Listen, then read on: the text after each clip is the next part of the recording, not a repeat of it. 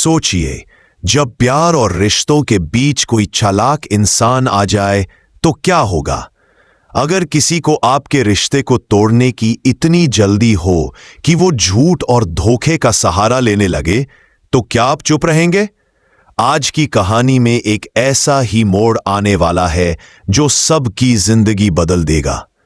शिवांश अब ठीक होकर घर लौट आया था। हादसे के बाद उसकी जिंदगी जैसे एक नया मोड़ ले चुकी थी।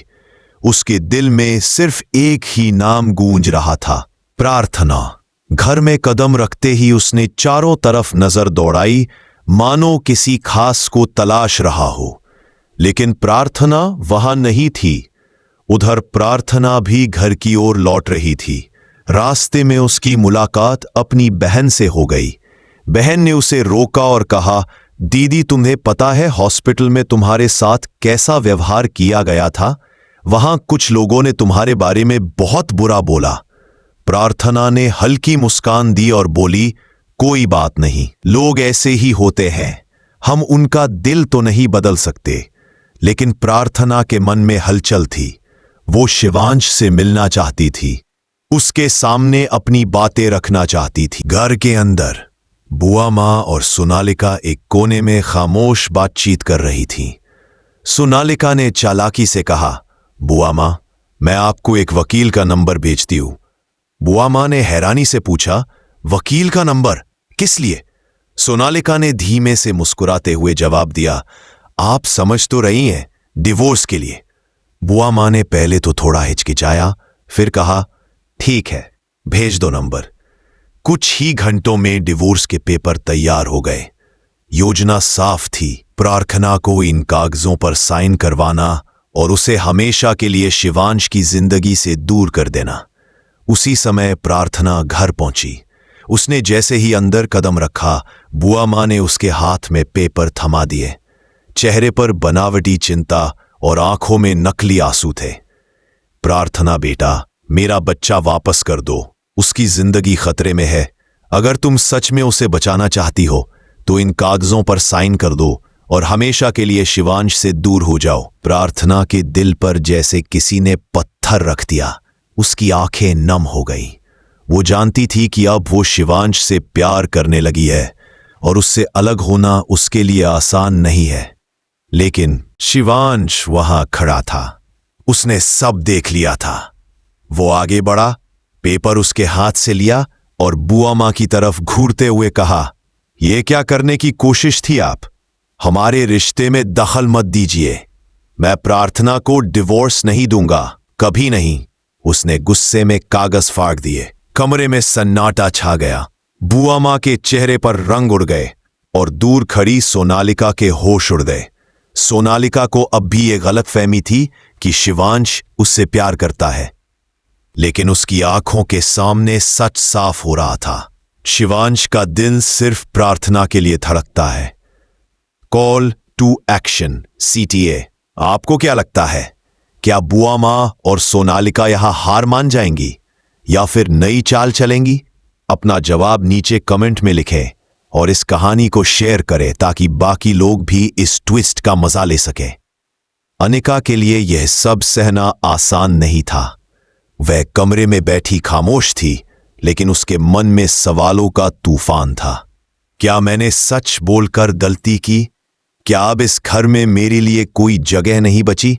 उधर दादी के चेहरे पर गुस्से की लकीरें साफ नजर आ रही थीं। वह आंगन में खड़ी होकर बाकी घरवालों, इतने साल से हम इस घर में एक दूसरे पर भरोसा करते आए हैं, लेकिन जब कोई अपने ही घर के खिलाफ साजिश करे तो उस पर रहम नहीं किया जा सकता। घर के माहौल में ठंडक और तनाव साफ महसूस हो रहा था। कोई किसी से सीधे नजर नहीं मिला रहा था। आरव, जो अब तक चुप था, धीरे धीरे दादी के पास आया और बोला, दादी, शायद अनिका ने जो कहा वो हो उसके दिल की सच्चाई हो। हमें एक बार उसकी बात सुन लेनी चाहिए। दादी ने गुस्से से उसकी तरफ देखा। तुम अब उसके पक्ष में बोलोगे? क्या तुम्हें उसकी बातों पर भरोसा है? आरव ने लंबी सांस ली। भरोसा, सच कहूं तो मुझे भी नहीं पता, लेकिन सच्चाई जानने का हक हर किसी को होना चाहिए।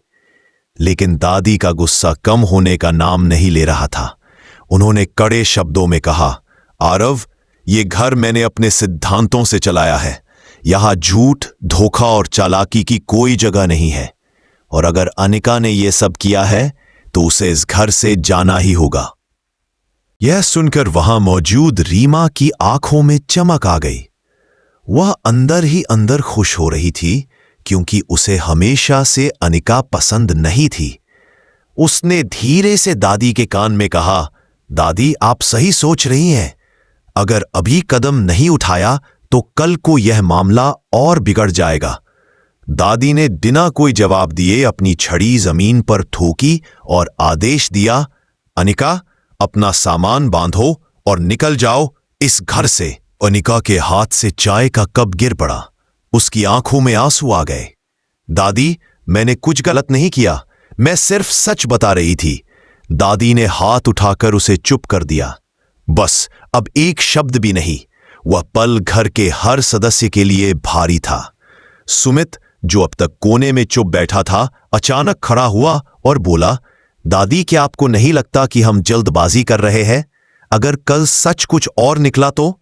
दादी ने ठंडे स्वर में जवाब दिया, अगर कल सच कुछ और निकला तो मैं माफी मांग लूंगी, लेकिन आज इस वक्त अनिका को जाना ही होगा। इतना कहकर दादी अंदर चली गई और घर में एक अजीब सा सन्नाटा फैल गया। अनिका ने चुपचाप अपने कमरे में जाकर अलमारी खोली। वह हर एक कपड़े को देखते हुए सोच रही थी कि कैसे कुछ घंटों में उसकी जिंदगी बदल गई। तभी वहां माया आई। वह अनिका की पुरानी दोस्त थी, जो शादी के बाद कभी कभी मिलने आती थी। माया ने उसे गले लगाया और कहा, अनिका, हिम्मत मत हार, सच एक दिन सबके सामने आएगा। अनिका ने आंसू पोंछे, लेकिन माया, जब अपने ही मुझ पर विश्वास न करें तो किसके लिए लड़ूं? माया ने मुस्कुराकर कहा, अपने लिए और उन लोगों के लिए जो अभी सच को नहीं जानते। दर्शकों, जिंदगी में अक्सर हालात हमारे खिलाफ होते हैं, लेकिन सच और हिम्मत कभी हमें गिरने नहीं देते। अगर आपको लगता है कि इस कहानी में अनिका सही है, तो अपना समर्थन जरूर दिखाएं। आपका एक छोटा सा कदम उसकी हिम्मत बन सकता है। अनिका ने आखिरी बार कमरे को देखा, जहां उसने इतने अच्छे बुरे पल बिताए थे। फिर उसने बैग उठाया और दरवाजे की ओर चल दी। सीढ़ियों पर उतरते वक्त उसकी नजर आदित्य पर पड़ी, जो उसे चुपचाप देख रहा था। था कि अनिका निर्दोष है, लेकिन वह दादी के फैसले के खिलाफ बोलने की हिम्मत नहीं जुटा पा रहा था। दरवाजे पर खड़ी दादी ने अंतिम बार कहा, इस घर के दरवाजे तुम्हारे लिए अब हमेशा के लिए बंद हैं। अनिका ने गहरी सांस ली, दादी के पैरों को छूकर कहा, आपका आशीर्वाद मेरे साथ रहे, बस यही चाहती हूं। और फिर वह घर से बाहर चली गई। अनिका दरवाजे के बाहर खड़ी थी, आंखों में आंसू और दिल में भारीपन लिए हुए। उसने पीछे मुड़कर घर की तरफ देखा, जहां उसकी सारी यादें, उसका बचपन और उसका अपनापन बसा हुआ था। लेकिन अब वहां उसके लिए कोई जगह नहीं थी। दादी के शब्द बार बार उसके कानों में गूंज रहे थे, तूने सबके भरोसे को तोड़ा है, अब इस घर में तेरे लिए कोई जगह नहीं है। अनिका ने धीरे से अपना सामान उठाया और सड़क की तरफ बढ़ने लगी। उसकी चाल में थकान थी, लेकिन आंखों में अभी भी हिम्मत की एक चमक थी। उसने सोचा, अगर दादी, मैंने तो पहले ही कहा था अनिका इस घर के लायक नहीं है। दादी ने गहरी सांस लेते हुए कहा, बेटी, तू सही थी, लेकिन अब बस हमें इस घर को शांत रखना है। अर्जुन, जो अब तक चुप था, आखिरकार बोला, दादी, आप एक बार अनिका की बात तो सुन लेती, हो सकता है वो सही हो। लेकिन दादी ने गुस्से में कहा, बस अब कोई उसका नाम भी नहीं लेगा। अर्जुन चुप हो गया, लेकिन उसके मन में सवाल उठ रहे थे। क्या सच में अनिका ने ऐसा किया होगा, या कहीं ये सब एक साजिश तो नहीं? उधर अनिका शहर के दूसरे छोर पर अपनी सहेली पूजा के घर पहुंची। पूजा ने दरवाजा खोला और उसकी हालत देखकर चौंक गई। अनिका, ये कैसी हालत बना रखी है, क्या हुआ? अनिका ने रोते हुए सारी बात पूजा को बता दी। पूजा ने उसका हाथ थामकर कहा, तू चिंता मत कर, अगर तू सच में बेगुनाह है तो मैं तेरे साथ खड़ी हूं। हम मिलकर सच्चाई सामने लाएंगे। इधर घर में सरू की खुशी का ठिकाना नहीं था। वो सोच रही थी, अब अनिका चली गई है तो घर में सब मेरा ही मानेंगे। लेकिन सरू को नहीं पता था कि अर्जुन ने चुपचाप अनिका की मदद करने का फैसला कर लिया है।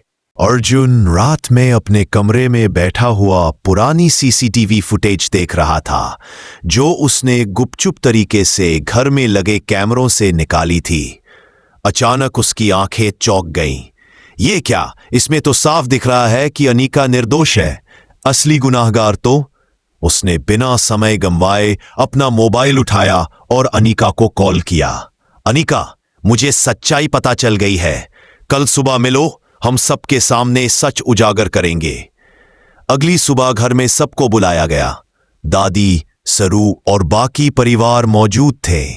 अर्जुन ने सबके सामने फुटेज चलाई। स्क्रीन पर असली सच सामने आ गया।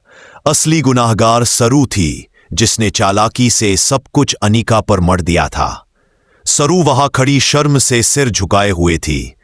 दादी ने सख्ती से कहा, सच हमेशा सामने आता है, चाहे देर लगे। दादी की आंखें भर आई। वो अनिका के पास गई। अनिका ने सभी को देखकर कहा, गलतफहमी सबसे खतरनाक होती है, क्योंकि ये सच को दबा देती है। लेकिन अगर इंसान हिम्मत रखे तो सच जीतता ही है।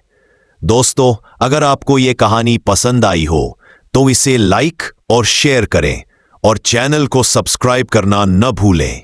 सच और न्याय की कहानियां आपको या